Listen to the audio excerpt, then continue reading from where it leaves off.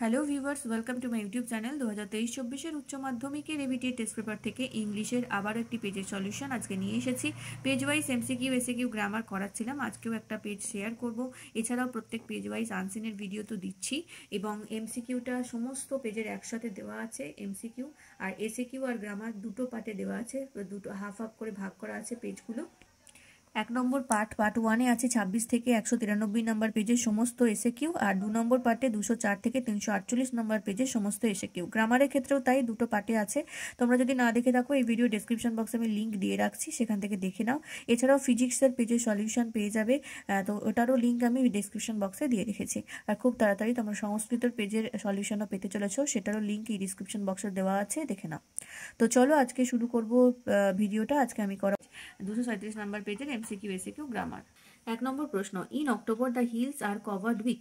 October মাসে পাহাড় কিসে পরিপূর্ণ থাকে? স্নো, ফরেস্ট, ডালিয়া না ওয়াইল্ড অ্যানিমাল? ডালিয়াতে, তাহলে অপশন সি। এবার 2 নম্বর, the locality of Kalam's house was predominantly. কালামের চারপাশের যে লোকালিটি ছিল সেটা কি ছিল? বেশিরভাগ মুসলিম, হিন্দু, খ্রিস্টান না জৈন? বেশিরভাগ মুসলিম ছিল, তাহলে option A. Mrs Luella was walking along the road. Mrs Luella রাস্তা দিয়ে হেঁটে যাচ্ছিল কখন? একা হেঁটে যাচ্ছিল, at night, in the evening, in the afternoon, at noon? রাত্রেবেলা, তাহলে option A, at night. After handing over the spade to the tsar, the hermit জারকে স্পেড বা কোদালটা দিয়ে দেওয়ার পর কি করলো? Went away, sat down, spat on his hand, went to the heart. সে বসে পড়েছিল, জার নয়, হারমিট বসে পড়েছিল, তাহলে অপশন বি। এবারে পোয়েট্রি, দ্য মিনিয়েচার বাউ will Regain it's former size if it is left. যদি মিনিয়েচার বাউকে কি করা হয়, তাহলে সে আবার আগের অবস্থায় ফিরে আসে। কি না করলে? আনহার্ট, আনটাচড, আনপার্টার্ড নাকি আনচেকড? যদি আনচেকড করা হয়, তাহলে option D. The hall is full of. হলোটা কি দিয়ে পরিপূর্ণ? ওয়াটার, সাউন্ড, লাইট না মেলোডি? লাইট দিয়ে পরিপূর্ণ, তাহলে option C. The gold complexion of the sun is deemed by. সূর্যের সোনালী আভা কিভাবে নিভু নিভু হয়ে যায় বা কিভাবে নিষ্প্রভ হয়ে যায়? Rough wind, birds of May, clouds না ফগ? মেঘেদের দ্বারা মেঘে ঢেকে যায়, তাহলে option C. According to Keats, the music of art ceases. কিটের মতে প্রকৃতির যে মিউজিক সেটা কখন থেমে যায়? In summer, in autumn, in winter, at no point? কোনো দিনও থামে না, তাহলে at no point, option D. Drama, the weather of the day when Lomov meets Natalia was. যেদিন লোমবের সাথে নাতালিয়া দেখা হয় সেদিনের ওয়েদার কিরকম ছিল? ওয়েট, ড্যাম্প, স্প্লেন্ডিড না ডাল? যেদিন দেখা হয় সেদিন ওয়েদার স্প্লেন্ডিড ছিল, তাহলে option C. The stuffed sausage refers to. Stuffed sausage কাকে বলা হয়েছে? চুবুকভ, নাতালিয়া, নাতাশিয়া নাকি লোমব? লোমবকে বলা হয়েছে, তাহলে option D. Chubukov threatens to shoot Lomov like a. Chubukov ভয় দেখিয়েছে লোমবকে সে কিভাবে মারবে? ডগ, প্যাট্রিজ, শিপ না ফক্স? প্যাট্রিজের মতো মারবে, তাহলে option B. Next, when Lomov goes to sleep he feels a pull in his. যখন লোমব ঘুমোতে যায় তখন সে তার কোন দিকে একটা টান অনুভব করে?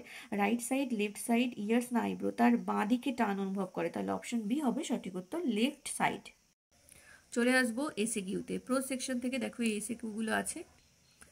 1 number, when did the new passenger stammer and apology. কখন নতুন প্যাসেঞ্জার ক্ষমা চাইলো? উত্তর হবে the new passenger stammer and apology at the time of getting into the compartment. ট্রেনের কম্পার্টমেন্টে ওঠার সময় নতুন প্যাসেঞ্জার ক্ষমা চেয়েছিল। 2 নম্বর প্রশ্ন, where according to the narrator were hardly any animals left.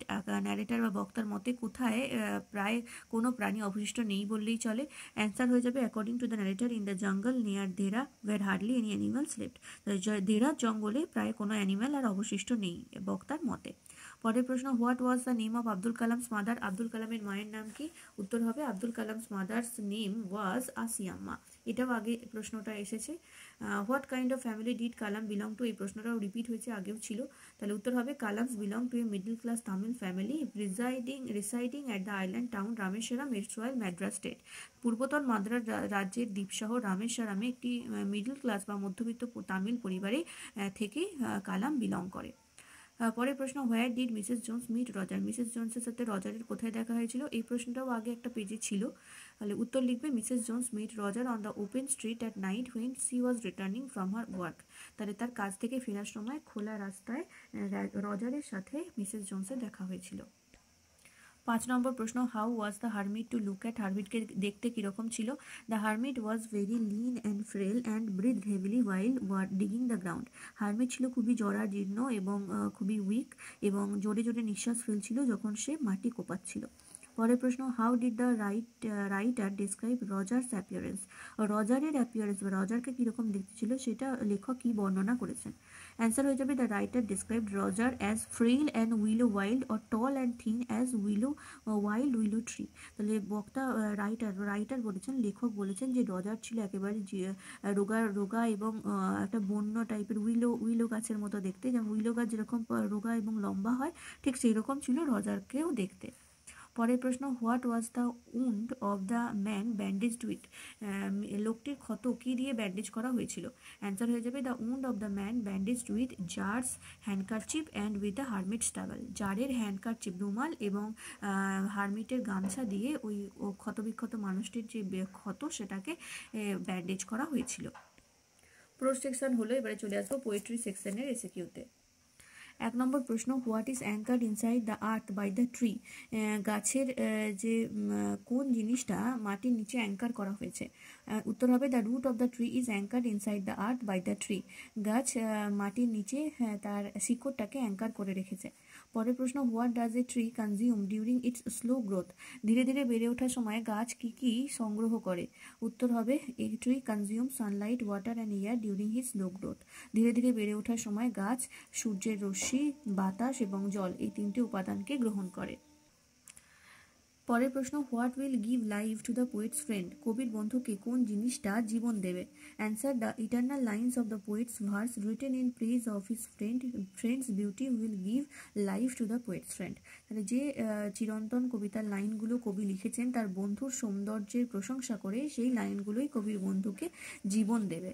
পরের প্রশ্ন, what does the expression eternal lines refer to? Eternal line বলতে কি বোঝানো হয়েছে? উত্তর হবে, the expression eternal lines refers to the poem or sonnet written by the poet. কবি যে সনেট বা পোয়েম লিখেছেন তার যে লাইন তাকেই বলা হয়েছে ইটার্নাল লাইন। পরের প্রশ্ন, where does the grasshopper take rest? Grasshopper বা ঘাসফড়িং কোথায় রেস্ট নেয়, বিশ্রাম নেয়?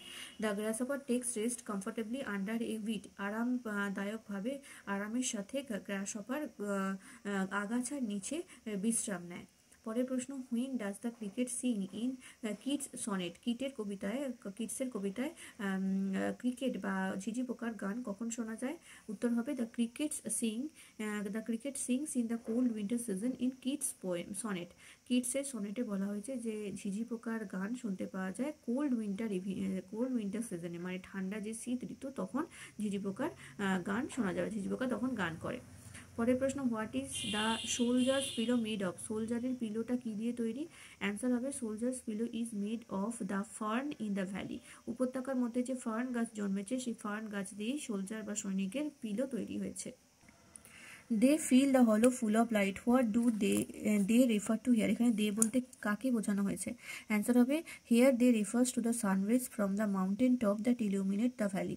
এখানে দে বলতে বোঝানো হয়েছে একেবারে পাহাড়ের চূড়া থেকে যে সূর্যের কিরণ এসে ভ্যালিকে আলোকিত করেছে সেই তাকেই বলা হয়েছে দে, মানে ওই সূর্যের কিরণটাকে। ঠিক আছে, চলে আসবো গ্রামার সেকশনে। 4 দাগের এতে আছে দেখো, do as directed. 1 number, I don't know you. Change the voice, এটাকে ভয়েস চেঞ্জ করলে হবে, you are not known to me. পরেরটা, I said to my father what is the relevance of prayer? Change into indirect speech, এটাকে indirect speech করলে হবে, I asked my father what the relevance of prayer was. পরেরটা, you have an interesting face turn into a compound sentence. Compound sentence করতে হবে, উত্তর হবে, you have a face and it is interesting. পরেরটা, when she got to her door she dragged the boy inside, turn into a simple sentence। এটাকে simple sentence করতে হবে, তাহলে উত্তর হবে, getting to her door she dragged the boy inside। 5 number, you must be disappointed, turn into negative, এটাকে negative করলে হবে, you must not remain without being disappointed। 6 number, was I bothering you when I turned that corner, turn into assertive sentence। এটা assertive sentence করতে হবে হ্যাঁ বাচক, মানে এটা জিজ্ঞাসা চিহ্নবোধক বাক্য আছে, তাহলে উত্তর হবে, I was not bothering you when I turned that corner।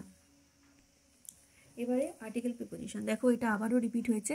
C was dash large woman, she was a large woman dash dash large purse with a large purse. আর নিশ্চয়ই এটা তোমাদের মুখস্থ হয়ে গেছে, এটা বহুবার রিপিট হয়েছে। That had everything dash in dash it in it, that had everything in it but hammer and nails. It had long strap and she carried it slung across her shoulder. It was 11 o'clock at night। তাহলে কি কি হলো, প্রথমেরটা at, 2 নম্বরেরটা with, 3 নম্বরেরটা a, 4 নম্বরেরটা in, 5 নম্বরেরটা across, 6 নম্বরেরটা অ্যাট। এবারে দেখো সি এর দাগের error correction, and hide in cool trees, এটা হয়ে যাবে and hide in cooling trees. তো আজকে ভিডিওটা এখানেই শেষ। পরবর্তী ভিডিও নিয়ে চলে আসছি পরের পেজের এমসিকিউ এসএকিউ গ্রামার। তোমরা অবশ্যই চ্যানেলটাকে সাবস্ক্রাইব করো এবং আগে ভিডিওগুলো না দেখে থাকলে ডেসক্রিপশন বক্স দেখো। আর ভিডিওগুলো প্লিজ একটু লাইক শেয়ার করো, যত বেশি পরিমাণে লাইক শেয়ার হবে ততই কিন্তু নতুন নতুন ভিডিও তোমাদের জন্য আসবে। তো এই ভিডিওগুলো যদি বেশি পরিমাণে লাইক শেয়ার হয় তাহলে আমি রাইটিংয়ের ভিডিও নিয়ে আসবো, তোমরা অনেকেই চাইছো। তো সেই জন্য বলছো প্রত্যেকে দেখার সাথে সাথে ভিডিওগুলো শেয়ার করো। Thank you.